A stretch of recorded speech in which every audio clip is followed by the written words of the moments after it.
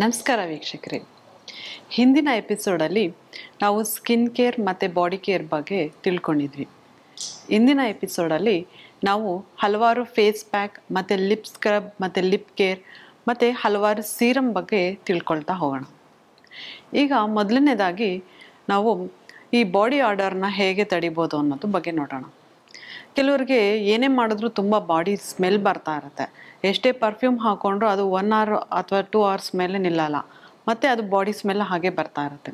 ಇಂಥವ್ರು ಏನು ಮಾಡ್ಬೋದು, ಸ್ನಾನ ಮಾಡೋ ನೀರಿಗೆ ಫಿಟ್ಕರಿ ಅಥವಾ ಆಲಮ್ ಅಂತ ಏನು ಹೇಳ್ತೀವಿ ಅದನ್ನು ಸ್ವಲ್ಪ ಮಿಕ್ಸ್ ಮಾಡಿ ಇದರಿಂದ ಸ್ನಾನ ಮಾಡೋದ್ರಿಂದ ದುರ್ವಾಸನೆ ಏನು ಬಾಡಿಯಿಂದ ಬರುತ್ತೆ ಅದನ್ನು ನಾವು ತಡೆಗಟ್ಬೋದು. ಹಾಗೆ ಮತ್ತು ಕೆಲವ್ರಿಗೆ ಪ್ರಾಬ್ಲಮ್ ಇರುತ್ತೆ, ಅಂಡರ್ ಆರ್ಮ್ಸ್ ತುಂಬ ಡಾರ್ಕ್ನೆಸ್ ಇರುತ್ತೆ. ಅಂದರೆ ಈಗ ಡ್ಯೂ ಟು ಹಾರ್ಮೋನಲ್ ಇಂಬ್ಯಾಲೆನ್ಸ್ ಇರ್ಬೋದು ಅಥವಾ ಪಿಗ್ಮೆಂಟೇಷನ್ ಥರ ಆಗಿಬಿಟ್ಟಿರುತ್ತೆ. ಏನೇ ಮಾಡಿದ್ರೂ ಆ ಕಪ್ಪು ಕಲೆ ಹೋಗ್ತಾ ಇರೋದಿಲ್ಲ. ಕೆಲವ್ರಿಗೆ ಸ್ಲೀವ್ಲೆಸ್ ಡ್ರೆಸ್ಗಳು ಹಾಕೊಳ್ಳೋದಕ್ಕಾಗಲಿ ಅಥವಾ ತುಂಬ ಹಿಂಸೆ ಆಗ್ತಾ ಇರುತ್ತೆ. ಇಂಥವ್ರು ಏನು ಮಾಡ್ಬೋದು ಅಂದರೆ ಇದಕ್ಕಾಗಿ ಒಂದು ಪ್ಯಾಕ್ನ ನಾನು ಹೇಳ್ತಾ ಹೋಗ್ತೀನಿ. ಇದಕ್ಕೆ ನಾವು ಮನೇಲಿ ಇರುವಂಥ ರೈಸ್ ಪೌಡರ್ ಅಂದರೆ ಅಕ್ಕಿ ಹಿಟ್ಟನ್ನ ತೊಗೋಬೇಕಾಗತ್ತೆ.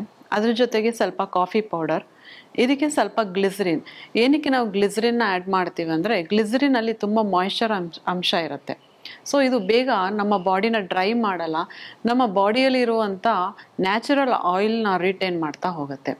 ಮತ್ತು ಅಕ್ಕಿ ಹಿಟ್ಟು ಏನಕ್ಕೆ ಅಂದರೆ ಅಕ್ಕಿ ಹಿಟ್ಟಲ್ಲಿ ನಮಗೆ ನ್ಯಾಚುರಲ್ ಆಗಿ ಒಂದು ವೈಟ್ನಿಂಗ್ ಏಜೆಂಟ್ ಇರುತ್ತೆ.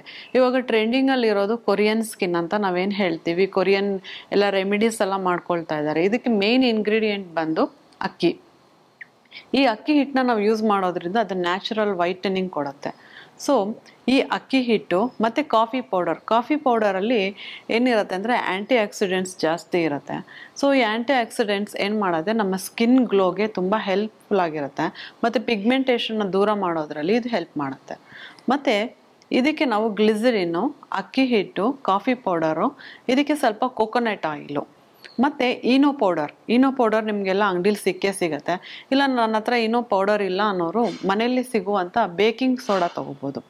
ಈ ಬೇಕಿಂಗ್ ಸೋಡಾ ಮತ್ತು ನಿಂಬೆಹಣ್ಣು ಇದಿಷ್ಟನ್ನು ಒಂದು ಮಿಕ್ಸ್ಚರ್ ಮಾಡಿಕೊಂಡು ಸ್ನಾನಕ್ಕೆ ಮುಂಚೆ ಇದನ್ನು ಒಂದು 10ರಿಂದ 15 ನಿಮಿಷ ಅಂಡರ್ ಆರ್ಮ್ಸ್ ಮತ್ತು ನಿಮ್ಗೆ ಎಲ್ಲೆಲ್ಲಿ ಡಾರ್ಕ್ ಪ್ಯಾಚಸ್ ಅಂತ ಅನಿಸತ್ತೆ ನೀವು ಇದನ್ನು ಹಚ್ಕೋಬೋದು. ಹಚ್ಕೊಂಡು ಒಂದು 10 ನಿಮಿಷ ಆದಮೇಲೆ ನಿಂಬೆಹಣ್ಣು ಸಿಪ್ಪೆ ಸಹಾಯದಿಂದ ಇದನ್ನು ತಿಕ್ಕಬೇಕು. ಇದನ್ನು ತಿಕ್ಕಿ ತೊಳೆಯೋದ್ರಿಂದ ನಿಮಗೆ ಕ್ರಮೇಣ ಈ ಡಾರ್ಕ್ ಆರ್ಮ್ಸ್ ಅನ್ನೋದು ಏನಿರುತ್ತೆ ಅದು ಕ್ರಮೇಣ ತಿಳಿ ಆಗ್ತಾ ಬರುತ್ತೆ. ಸೊ ಈ ಸ್ವಲ್ಪ ವೈಟನಿಂಗ್ ಕೂಡ ನಿಮಗೆ ಕೊಡುತ್ತೆ. ಸೊ ಇದಾದಮೇಲೆ ನೀವು ಸ್ನಾನ ಆದಮೇಲೆ ಡೈಲಿ ಆಲಮ್ನ ಯೂಸ್ ಮಾಡಬೇಕಾಗತ್ತೆ. ನಿಮ್ಮ ಗ್ರಂಥಿಗೆ ಅಂಗಡಿಲಿ ಅಥವಾ ನಮ್ಮ ಸೂಪರ್ ಮಾರ್ಕೆಟಲ್ಲಿ ಸ್ಕ್ವೇರ್ ಆಗಿ ಆಲಮ್ ಸಿಗುತ್ತೆ. ಇದನ್ನು ತೊಗೊಂಬಂದು ಇಟ್ಕೊಂಡು ಸ್ನಾನ ಆದ ನಂತರ ಈ 2 ಆರ್ಮ್ ಪಿಟ್ಸ್ಗೆ ನಾವು ಉಜ್ತಾ ಬಂದರೆ ಹೇರ್ ಗ್ರೋತ್ ಕೂಡ ಕಡಿಮೆ ಆಗುತ್ತೆ. ಜೊತೆಗೆ ನಾವು ಇದು ಏನಂತ ಮಾಯಿಶ್ಚರ್ ಕೂಡ ಕೊಡುತ್ತೆ ಮತ್ತು ಸ್ಮೆಲ್ ಕೂಡ ಅವಾಯ್ಡ್ ಮಾಡುತ್ತೆ. ನೀವೇನು ಪರ್ಫ್ಯೂಮ್ ಹಾಕ್ತೀರಾ ಅದು ಇಡೀ ದಿನ ನಿಮ್ಮ ಬಾಡಿಲಿ ರಿಟೈನ್ ಆಗೋ ಥರ ಈ ಆಲಮ್ ಅಥವಾ ಫಿಟ್ಕರಿ ಹೆಲ್ಪ್ ಮಾಡುತ್ತೆ. ಮತ್ತು ಇನ್ನೊಂದು ನೆಕ್ಸ್ಟ್ ನಾವು ನೋಡಬೇಕಾಗಿರೋದು ಲಿಪ್ಪು. ಕೆಲವ್ರು ಹೇಳ್ತಾರೆ, ಏನು ನಾನು ತುಂಬ ಡಾರ್ಕ್ ಲಿಪ್ಸ್ಟಿಕ್ ಯೂಸ್ ಮಾಡ್ತೀನಿ, ಇದರಿಂದ ನನಗೆ ತುಂಬ ಬೇಗ ಲಿಪ್ಸ್ ಎಲ್ಲ ತುಂಬ ಪಿಗ್ಮೆಂಟಾಗಿ ಕಾಣಿಸ್ತಾ ಇದೆ, ಅಲ್ಲ ಡಾರ್ಕ್ ಲಿಪ್ಸ್ ಆಗ್ತಾ ಇದೆ ಅಂತ. ಇಲ್ಲ ಕೆಲವರು ಅದು ಏನು ಸ್ಮೋಕಿಂಗ್ ಮಾಡೋದ್ರಿಂದ ಇರ್ಬೋದು ಅಥವಾ ಅವರ ಹ್ಯಾಬಿಟ್ಸಿಂದ ಇರ್ಬೋದು, ಕೆಲವ್ರಿಗೆ ತುಂಬ ಬೇಗ ಲಿಪ್ ಪಿಗ್ಮೆಂಟೆಡ್ ಆಗಿ ಕಾಣಿಸುತ್ತೆ. ಲೈಟ್ ಲಿಪ್ಸ್ಟಿಕ್ ಅವ್ರಿಗೆ ಹಾಕೊಳ್ಳೋಕ್ಕೆ ಆಗೋದಿಲ್ಲ, ಯಾವಾಗಲೂ ಡಾರ್ಕ್ ಲಿಪ್ಸ್ಟಿಕ್ಕೇ ಹಾಕೋಬೇಕಾಗತ್ತೆ. ಇಂಥವ್ರು ಏನು ಮಾಡ್ಬೋದು ಅಂದರೆ ಮನೇಲಿ ನಾವು ಸ್ಕ್ರಬ್ ಹೇಗೆ ರೆಡಿ ಮಾಡ್ಕೋಬೋದು ಅಂದರೆ ಮನೇಲೇ ಎಲ್ಲರೂ ಮನೇಲೂ ಸಕ್ಕರೆ ಇದ್ದೇ ಇರುತ್ತೆ. ನಿಮ್ಮ ಹತ್ರ ವೈಟ್ ಶುಗರ್ ಇದ್ದರೆ ವೈಟ್ ಶುಗರ್ ತೊಗೊಳ್ಳಿ, ಇಲ್ಲ ಬ್ರೌನ್ ಶುಗರ್ ಇದ್ದರೆ brown sugar also okay. 1 cup ತೊಗೊಂಡು ಅದಕ್ಕೆ ನೀವು ಒಂದು 2 ಸ್ಪೂನು ಶುಗರ್ ಹಾಕ್ಕೋಬೇಕಾಗತ್ತೆ. ಇದಕ್ಕೆ ಅರ್ಧ ನಿಂಬೆಹಣ್ಣು ಮತ್ತು ನಿಮ್ಮಲ್ಲಿ ಒಂದು ಪಿಂಕ್ ಕಲರ್ ಅಥವಾ ರೆಡ್ ಕಲರ್ ರೋಸ್ ಇದ್ದರೆ ಆ ರೋಸ್ ಪೆಟಲ್ಸು ಇದನ್ನು ಸ್ವಲ್ಪ ಕ್ರಷ್ ಮಾಡಿ ಇದಕ್ಕೆ ಹಾಕಬೇಕಾಗತ್ತೆ. ಜೊತೆಗೆ ನಿಂಬೆಹಣ್ಣು ಜೊತೆಗೆ ಕೋಕೋನಟ್ ಆಯಿಲು ಇದಿಷ್ಟನ್ನು ಒಂದು ಒಳ್ಳೆ ಮಿಕ್ಸ್ಚರ್ ಮಾಡಿ ನೀವು ಸ್ನಾನ ಮಾಡೋಕ್ಕೆ ಮುಂಚೆ ಇದನ್ನು ಚೆನ್ನಾಗಿ ಲಿಪ್ನ ಸ್ಕ್ರಬ್ ಮಾಡಬೇಕಾಗತ್ತೆ.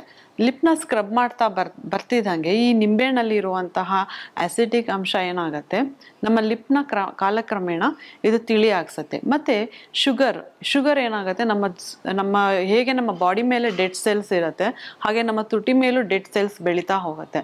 ಸೊ ಇದು ಬೇಡವಾದ ಒಂದು ಸ್ಕಿನ್ನ ಇದನ್ನು ತೆಗೆದು ಹಾಕತ್ತೆ.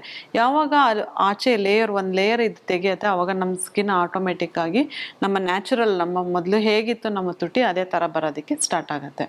ಇದ್ರ ಜೊತೆಗೆ ಈ ನಾವು ಏನು ಕೊಬ್ಬರೆಣ್ಣೆ ನಾವು ಏನು ಯೂಸ್ ಮಾಡಿರ್ತೀವಿ ಎಲ್ರಿಗೂ ಗೊತ್ತೇ ಇದೆ, ಕೊಬ್ಬರೆಣ್ಣೆಯಲ್ಲಿ ನ್ಯಾಚುರಲ್ ಆಗಿ ಮಾಯ್ಶ್ಚರ್, ನಾವು ನ್ಯಾಚುರಲ್ ಮಾಯ್ಶ್ಚರೈಸರ್ ಅಂತಲೇ ಅದನ್ನು ಕರಿತೀವಿ.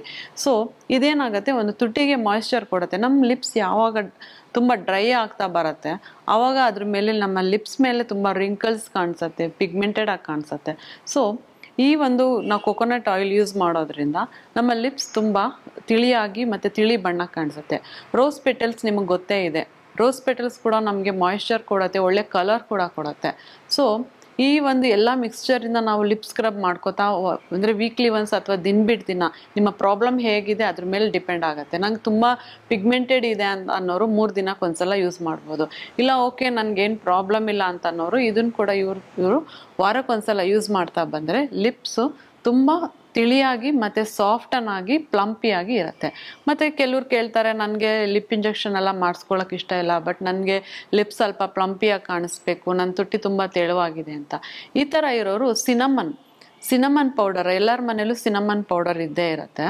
ಈ ಸಿನಮನ್ ಪೌಡರ್ ಅಂದರೆ ಚಕ್ಕೆ ಪುಡಿ, ಚಕ್ಕೆನ ಪುಡಿ ಮಾಡಿ ಇಟ್ಕೊಂಡು ಅದಕ್ಕೆ ಸ್ವಲ್ಪ ಹನಿ, ನಿಮ್ಗೆಲ್ರಿಗೂ ಗೊತ್ತಿರೋಂಗೆ ಹನಿ ಕೂಡ ಮಾಯ್ಶ್ಚರ್ ಇರುತ್ತೆ ಇದರಲ್ಲಿ ತುಂಬ. ಸೊ ಈ ಹನಿನ ನಾವು ಅಂದರೆ ಏನು ಚಕ್ಕೆ ಪುಡಿಯಲ್ಲಿ ಮಿಕ್ಸ್ ಮಾಡಿ ಇದನ್ನು ಕೂಡ ನಾವು ಲಿಪ್ ಸ್ಕ್ರಬ್ನ ಮಾಡಬೇಕಾಗತ್ತೆ. ಲಿಪ್ ಸ್ಕ್ರಬ್ ಮಾಡಿ ಒಂದು ಸ್ವಲ್ಪ ಹೊತ್ತು ಬಿಟ್ಟು ನಾವು ಇದನ್ನು ಒಂದು ಒಣಗಿರೋ ಬಟ್ಟೆಯಲ್ಲಿ ಒರೆಸೋದ್ರಿಂದ ನಮ್ಮ ಲಿಪ್ ತಾನಾಗೆ ಪ್ಲಂಪಿಯಾಗಿ ಮತ್ತು ಫುಲ್ ಪಿಂಕಿಶ್ ಆಗಿ ತುಂಬ ಅಟ್ರಾಕ್ಟಿವ್ ಆಗಿ ಕಾಣಿಸುತ್ತೆ. ಹಾಗೆ ಮುಂದಿನ ಎಪಿಸೋಡಲ್ಲಿ ಮತ್ತಷ್ಟು ಮಾಹಿತಿಯೊಂದಿಗೆ ಬರ್ತೀನಿ. ಅಲ್ಲಿವರೆಗೂ ನಮಸ್ಕಾರ.